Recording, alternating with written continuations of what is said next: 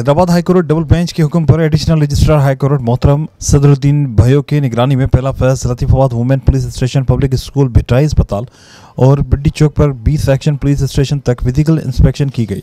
नए तामीरशुदा रोडों का खस्ता हाल देखकर हाईकोर्ट हैदराबाद की टेक्निकल टीम हैरान रह गई। डिप्टी कमिश्नर हैदराबाद बुलंद भी हैरानी का इजहार किया और कहा कि यही केस कोर्ट में जेर समाअत है। जामा इंक्वायरी रिपोर्ट पेश की जाएगी, लेकिन कुछ वक्त दरकार है। मजीद अफसरान और महकमों को शामिल किया जाए। भिटाई अस्पताल पर गैर कानूनी मोटरसाइकिल पार्किंग और इंक्रोचमेंट को भी नोट किया गया। हाईवे टेस्टिंग लेबॉर्टरीज वालों को हिदायत दी गई कि मटेरियल का सैंपल लिया जाए और तमीर शुदा रोडों का नाप भी लिया गया।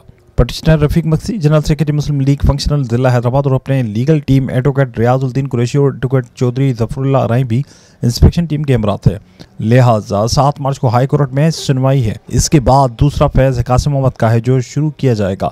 हाई कोर्ट हैदराबाद की टीम में additional registrar Sadruddin Bhayo, deputy commissioner Hyderabad Tariq Qureshi, chief engineer highway Ayub Junejo, हास्को अमला टेक्निकल टीम और हाईवे टेस्टिंग लेबॉर्टरीज अमला व दीगर अफसरान शरीक थे।